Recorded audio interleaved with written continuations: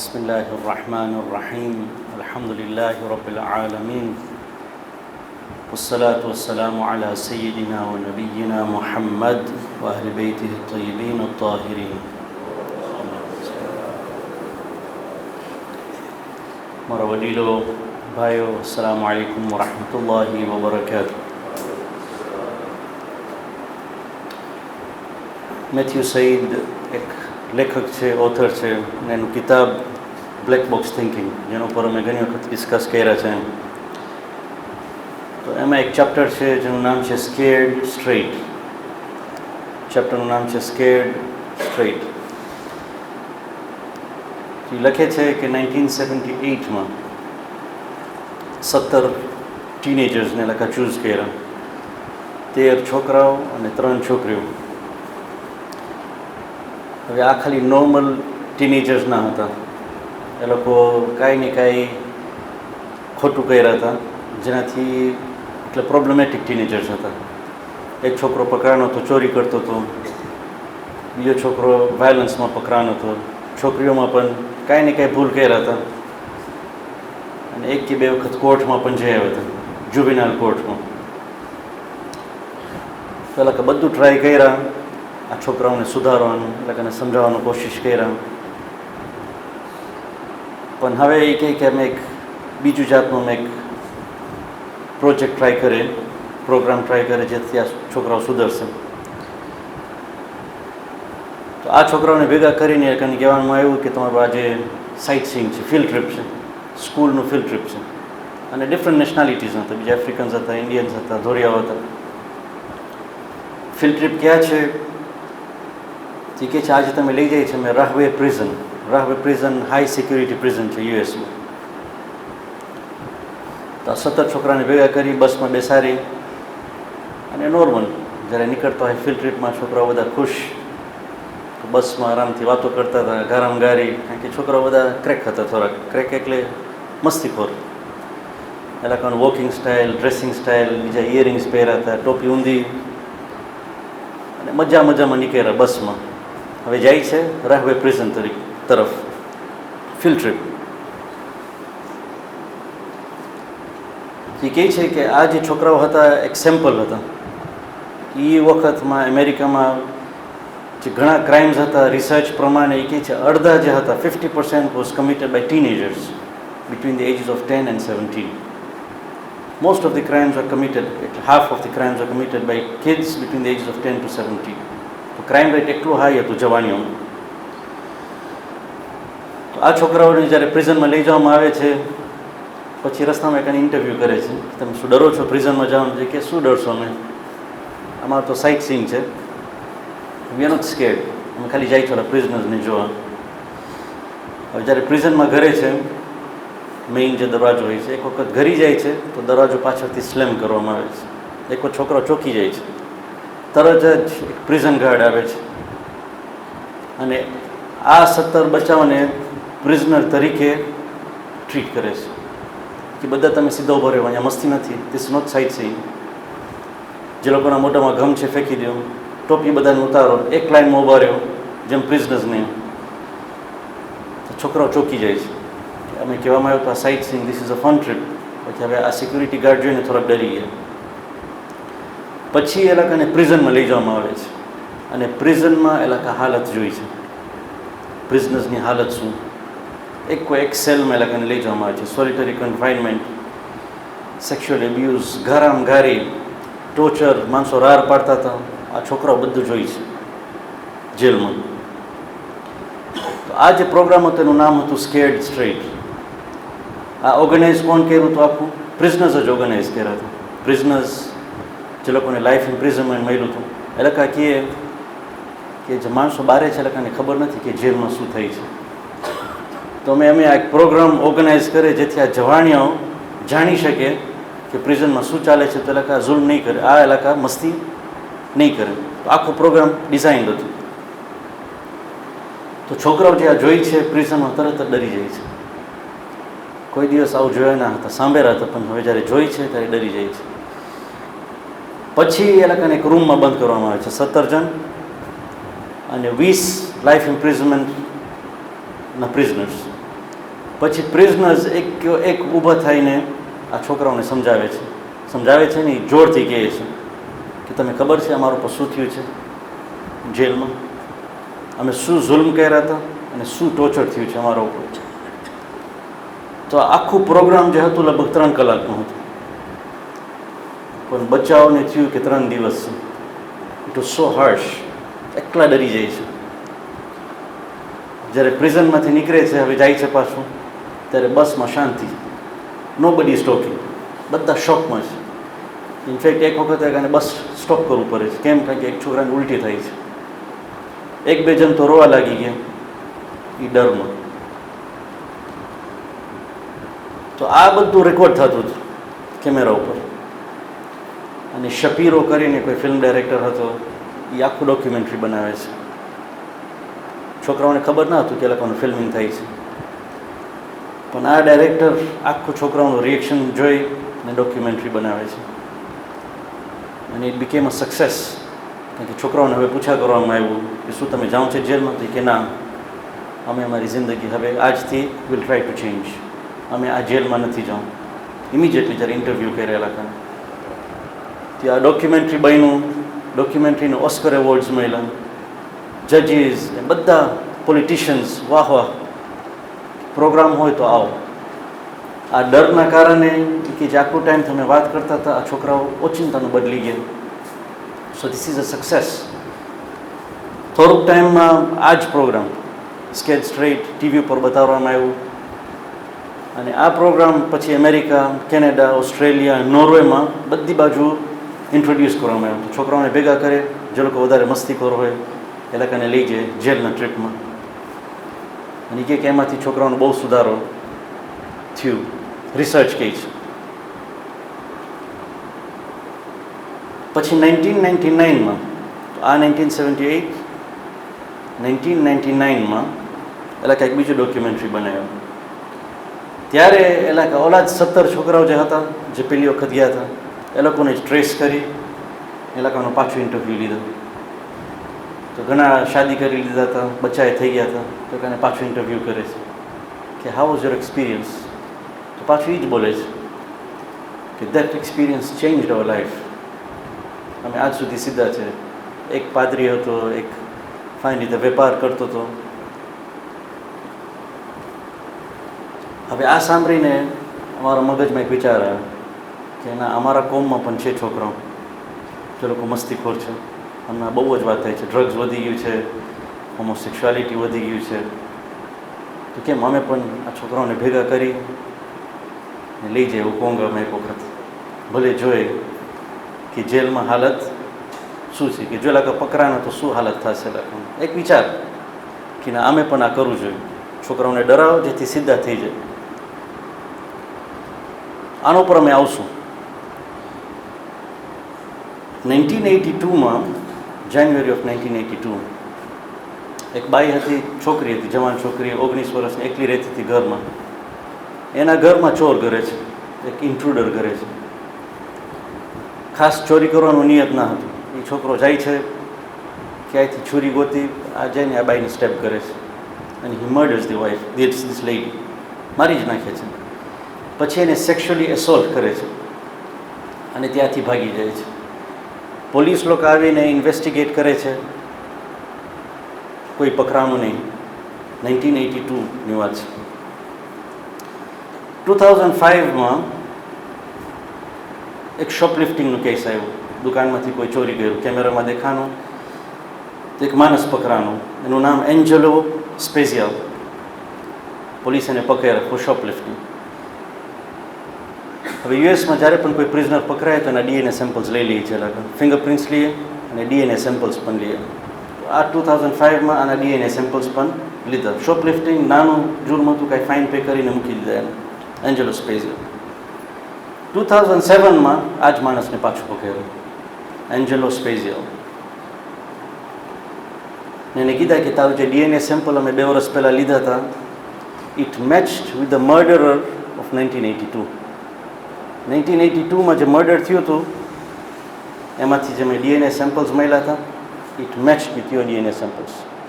તો તું મર્ડરર છે. બાકી વધારે ઇન્ટરેસ્ટિંગ એ છે કે એન્જેલો સ્પેજિયલ જે છે એ 17 છોકરાઓમાંથી એક હતું. 1978માં જે છોકરાઓને જેલમાં લઈ ગયા હતા જોવા, આ એન્જેલો સ્પેજિયલ વોઝ વન ઓફ ધેમ. તો હવે સવાલ આવે છે કે અમે થયું કે છોકરાઓ બધા સીધા થઈ ગયા. 1978માં આ છોકરાઓને જેલમાં લઈ જવામાં આવ્યા. 1982માં 4 વર્ષ પછી આ છોકરો કોઈના ઘરમાં જઈને કોઈને મર્ડર કરે છે. હવે બધાના મગજમાં ક્વેશ્ચન માર્ક કે આ પ્રોગ્રામ આટલું વર્ષ થયા, 20 વર્ષ થયા, 30 વર્ષ થયા, બધા ઢોલકા મારે છે. It was very successful. બચ્ચાઓને ડરાવ, સીધા થઈ જાય. બાકી હવે બીજા રિઝલ્ટ આવે છે. Watts happening? 2002માં એક ઇન્ડિપેન્ડન્ટ રિસર્ચ કર્યા આ જ સ્કેર્ડ સ્ટ્રેટ પ્રોગ્રામ ઉપર,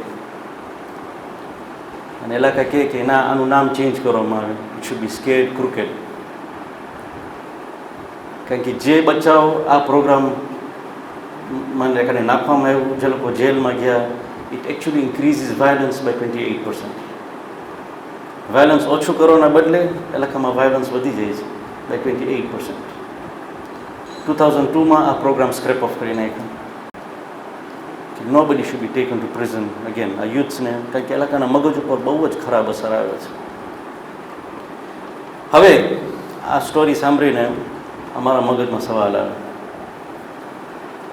આજ મોડર્ન રિસર્ચ જે છે યુનિવર્સિટીઝમાંથી જે ડેટા આવે છે, બ્રિલિયન્ટ રિસર્ચ, બહુ જ ટાઈમ સ્પેન્ડ કરે છે. માણસો કિતાબ લખે છે, 30 વર્ષ 40 વર્ષના રિસર્ચ, અને એવરીથિંગ ઇઝ એવિડન્સ બેઝડ. તમે આ રિસર્ચ કર્યા છે, આ અમારો ડેટા છે, આ રિસર્ચ કર્યા છે. પછી હવે આના જેવા જ્યારે રિઝલ્ટ્સ નીકળે તો મેથ્યુ સેઇડ કહે છે કે we should put a question mark કે કેટલું રિલાયબલ છે રિસર્ચ, શું એટલું બધું ભરોસો કરવું જોઈએ? અને ત્યારે પછી એક જાતનું નીડ પેદા થાય છે ઇન્સાન કે હવે કોને અમે સાંભળે? માણસો આટલું બધું રિસર્ચ કરે છે, શું એલા કોને સાંભળે? We should look for an infallible source, એક એવું સોર્સ જેમાં ભૂલ ના હોય. It should be foolproof, અને એમાં ભૂલ ના હોવું જોઈએ. અને એ જ રિઝલ્ટ જો 1400 વર્ષ પહેલાં કહેવામાં આવ્યું હોય, એ જ રિઝલ્ટ આજે હોવું જોઈએ, વિથ નો ચેન્જ, અને ઇટ શુડ બી એક્યુરેટ. તો ત્યારે પછી પુરાણિક મેસેજ આવે છે, ત્યારે પછી હદીથ આવે છે. અમારા ઉલામાઓ જે બેઠા છે, રિસર્ચ કરે છે, 60 વર્ષો 70 વર્ષ, એલા કામ જ આમ નથી બેઠું. એલાકાનો મકસદ એ જ છે કે ક્યાર સુધી અમે રિસર્ચ ઉપર ડિપેન્ડ થશું. માણસો ભૂલો કરે, રિસર્ચ થાય, પછી રિવર્સ થાય. આજે તમે કહેશે આ દવા બરાબર છે, કાલે કહેશે આ દવા બરાબર નથી, પછી આ દવા બરાબર છે. આમ તમે રહ્યો, પછી આમ નહીં રહ્યો. એ કે ક્યાર સુધી? અમે ખુદાને સાંભળે, ખુદા શું કહે છે ને અમારા અહલુલ બૈત શું કહે છે. તો એલાકાનું જે રિસર્ચ છે, એલાકાને અમે નીચું ના પાડવું જોઈએ. હમણાંનું એજ્યુકેશન સિસ્ટમ એવું છે કે તમે સાયન્સને માનો, રિલિજન જે છે સેપરેટ છે. એટલે આના પછી અમે વિચારવું જોઈએ કે ના, we should go for the source that is more accurate. પછી જો સાયન્ટિફિક બેકિંગ હોય તો એને સાંભળો, બાકી look for the most accurate source. એક બીજું, જ્યારે અમારા બચ્ચાઓ ભૂલો કરે છે ઘરમાં કે અમારા કોમ્યુનિટીમાં, મારું ફર્સ્ટ રિએક્શન હોય છે, આ છોકરાઓને શીખાડો, પનિશ them, લઈ જાઓ જેલમાં, ભલે જોતા હોય શું થશે. એક્સેસિવ પનિશમેન્ટ, એ કે એલાકાના દિલમાં તમે ડર નાખો, ફિયર. હવે એક્સેસિવ ફિયર નાખવાથી એનું એડવર્સ ઇફેક્ટ હોય છે. તમે કહેવામાં આવે છે કે ફિયર સાથે તમે હોપ આપો એલાકાને. It should be balanced. બચ્ચાઓને પણ ઘરમાં તમે પનિશ જો કરવું હોય, બાકી સાથે સાથે તમે એને એટલું જ પ્યાર આપો સામેથી. It should be balanced. હવે આ પ્રોગ્રામમાં આ છોકરાઓને કાંઈ હોપ ના દેવામાં આવ્યું છે, ખાલી ફિયર. એક્સેસિવ ફિયરથી એનું અસર જુદું હોય છે. તો સૈયદ પણ ગઈકાલે જે જુમાના ખુતબામાં બહુ જ ફાઇન બોલ્યા, વન સાઇઝ ફિટ્સ ઓલ નથી ચાલતું. એક પ્રોગ્રામ હોય અમારો બધા વાસ્તે, હરેક છોકરાઓનું જરૂરિયાત જુદી હોય છે. Identify the case. આ છોકરાને થોડુંક ફિયરની જરૂર પડશે, આ છોકરાને હોપની જરૂર પડશે. It should be balanced. One size fits all છોકરાઓને જ્યારે અમે એક્સેસિવલી ડરાવે છે એનું અસર બહુ સારું નથી હોતું. So decrease violence. ઘરમાં પણ એક્સેસિવલી મારવાનું, લોસવાનું જ્યારે બચ્ચાઓ ભૂલ કરે is not the right way. બચ્ચાઓ રિબેલિયસ થઈ જાય છે. It should be balanced. In fact mercy વધારે હોવું જોઈએ ફિયર કરતાં. બીજું, ત્રીજું, કુરાનની એક મેસેજ જે છે, ખુદા પણ અમે ડરાવે છે કુરાનમાં. જહન્નમનું આગ, જહન્નમનું આઝાબ, કબરનું આઝાબ હદીથમાં પણ અમે સાંભળે છે. બાકી મર્સીના પણ વર્સિસ છે, મગફિરતના પણ વર્સિસ છે. અમે ઘણી વખત બચ્ચાઓને ડરાવે છે, જવાનીઓને ડરાવે છે કે જહન્નમમાં આમ થશે, જહન્નમમાં આમ થશે. શું અમે મર્સીનું પણ વાત કરે છે કે નહીં? જે આયતો ખુદાના rahmatનું જે વાત કરે છે, શું એના ઉપર અમે ભાર આપે છે કે નહીં? ઘણી વખત અમે ખાલી વધારે ડરાવે છે. So it should be balance. ઉદઉ રબ્બકુમ તદર્રુઅન વ ખુફિયા વદઉહુ ખૌફન વ તમઅન. ખૌફ ને તમઅ. There should be fear and hope. તો મુલ્લા મોહસિન ફૈદ કશાની એનું જે કિતાબ છે સ્પિરિચ્યુઅલ મિસ્ટ્રીઝ એન્ડ એથિકલ સિક્રેટ્સ, એના ઉપર આખા ચેપ્ટર લખ્યા છે ફિયર એન્ડ હોપ. તેમાં ફાઇન હદીથ આપે છે કે આ જે બે કોન્સેપ્ટ છે હંમેશા બેલેન્સ્ડ હોવું જોઈએ. ખુદા પણ કુરાનમાં બેલેન્સ કર્યા છે, અમે પણ અમારા ડિસિપ્લિનિંગ વેઝમાં બેલેન્સ હોવું જોઈએ. Fear and hope. અમારા પાંચમા ઇમામ ઇમામ બાકર અલૈહિ સલામ, અલ્લાહુમ્મા સલ્લી અલા મુહમ્મદ. તો આ હદીથ આ કિતાબમાં છે. એમાં કહે છે કે હરેક બિલીવર જે છે, મોમિન જે છે, એના દિલમાં, એના હાર્ટમાં બે રેઝ હોવું જોઈએ. વન રે ઓફ ફિયર અને વન રે ઓફ હોપ. એકમાં એને તમન્ના હોય અને એકમાં હોપ હોય, અને બોથ શુડ બી બેલેન્સ્ડ. જ્યારે બેઉને મિઝાન ઉપર રાખવામાં આવે, it should B equally balanced. Fear and hope બધી ચીજમાં, ખુદામાં અને જનરલ લાઈફમાં પણ. It should B fear and hope. અમારા પહેલા ઇમામ ઇમામ અલી ઇબ્ન અબી તાલિબ અલૈહિ સલામ, એ પણ આ કિતાબમાં છે. અને આ બહુ જ ફાઇન એડવાઇસ ઇમામ અલીની. એ કહે છે એના દીકરાને એડવાઇસ કરે છે. લખેલું નથી કેવા દીકરા, પછી ઇમામ અલી એના દીકરાને એડવાઇસ કરે છે કે એ મારા દીકરા, તું ખુદાનું ખૌફ એકલું રાખ. કેટલું ખૌફ? ઇમામ કહે છે એટલું ખૌફ રાખ કે આજે જો તું ખુદા પાસે જા, તારા અમલ લઈને, તારા સારા અમલ લઈને, અને દુનિયામાં બધા જે ઇન્સાન છે બધાનું તું અમલ, સારા અમલ ભેગા કરીને ખુદા પાસે જા, પણ તું હજી ખુદાનો ખૌફ રાખી. ચાન્સ છે કે એ કહેશે કે મને કબૂલ નથી, મને I don't accept your good deeds. એટલું તું ખૌફ રાખ કે હું ખુદા પાસે મારા અમલ અને દુનિયામાં બધાના સારા અમલ લઈને પણ જો જાઉં, ખુદા કદાચ કહેશે કે મને કબૂલ નથી. પણ ખુદામાં તું એટલું હોપ રાખ કે આજે તું તારા ગુનાહ લઈને જા, અને દુનિયામાં બધાના ગુનાહ ભેગા કરીને તું જા ખુદા પાસે, તો તું એટલું હોપ રાખ કે ખુદા તને માફ કરશે. Fear and hope. You go with all your good deeds, there's a chance God might reject. But you go with all your sins, there's a chance God will forgive. એટલું તમન્ના તું રાખ. This should be balanced. સફા મરવામાં પણ અમે હજમાં જાય છે, સફા મરવા જે કરે છે એનું ફિલોસોફી જ છે fear and hope. Bibi Hajra જે હતા, નબી ઇસ્માઇલને મૂકીને જાય છે પાણી ગોતવા. She goes in search of, in hope કે મને પાણી મળશે આ બચ્ચા વાસ્તે. પણ મરવા પહોંચીને પછી પાછળ જોઈ છે તો એને ફિયર હોય છે કે ઓલો છોકરો તરસ્યો છે, હી વિલ ડાય. તો fear and hope, fear and hope. કે ખુદા સાથે તમારો રિશ્તો એવું જ હોવું જોઈએ. You should fear him, but at the same time you should have a lot of hope in him. તો રજબની જે દુઆ છે, છેલ્લે અમે કહેવામાં આવે છે કે છઠ્ઠા ઇમામ એનો હાથ દાઢી પર રાખી અને પછી એની આંગળી ફરાવતા હતા, યાદ અલ જલાલી વલ ઇકરામ. તો ઘણી વખત અમે ખાલી આંગળી ફરાવે છે, વી ડોન્ટ નો, અમને ખબર નથી પડતું શું કરે છે. શેખ મોહમ્મદ ખલફાન ફાઇન રીતે એક્સપ્લેન કરે છે એના કોમેન્ટ્રીમાં. એ કહે છે કે ખુદાને તમે જે દુઆ, તમે જે ચીજ માંગતા હોય એ પ્રમાણે તમારા હાથ રાખો. કોઈ વખતે હાથ ખુલ્લા રાખવાનું, કોઈ વખતે હાથ ઊંધા રાખવાનું હોય છે. એ કહે છે જ્યારે ખુદાને તમે બહુ જ કરીબ થવું હોય, જ્યારે તમે મહેસૂસ કરો કે તમે ખુદાની બહુ જ બાજુમાં છો, ત્યારે પછી તમે આંગળી સાથે ખુદા સાથે વાત કરો, આંગળી ઉઠાવીને તમે ખુદા સાથે વાત કરો. તો યાદ અલ જલાલી વલ ઇકરામ, શેખ મુર્તઝા અલી દીના બહુ જ ફાઇન એક્સપ્લેન કર્યા હતા કે આ જે છે જલાલ વલ ઇકરામ, ઇટ ઇઝ બેલેન્સિંગ. ખુદાનું જલાલ પણ છે પણ ઇકરામ પણ છે. તો જ્યારે મેં આંગળી ફરાવે છે એ ખાલી જોર ફાસ્ટ નહીં, પણ યાદ અલ જલાલી વલ ઇકરામ, there is fear and there is hope. તો આ દુઆમાં પણ અમે ટ્રેનિંગ આપે છે કે ખુદાનું ઇબાદત તમે એવી તમે કરો કે તમે ડર હોય પણ એટલું જ તમન્ના હોય. અને અમે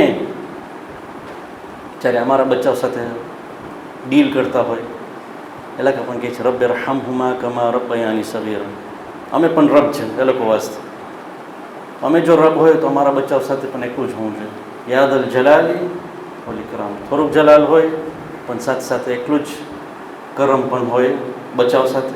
ખાલી એ નહીં પણ અમારા કામની જગાઓમાં બારે પણ માણસો અમારાથી એ લોકોને ડર ના હોવું જોઈએ, અમારા જબાનને અમારા એક્શનથી, પણ કરમ ઉપર વધારે ભરોસો હોવું જોઈએ. ખુદાને તૌફીક આપે કે આ સ્ટોરી પરથી અને જે અમારા હદીથ છે એના ઉપરથી અમે કાંઈ ઇબરત લઈ શકીએ અને અમારા જિંદગીમાં ઇન્શાઅલ્લાહ સુધારો લાવી શકીએ. સુબ્હાન રબ્બિકા રબ્બિલ ઇઝ્ઝતિ અમ્મા યસિફૂન વસલામુન અલલ મુરસલીન વલહમદુલિલ્લાહિ રબ્બિલ આલમીન.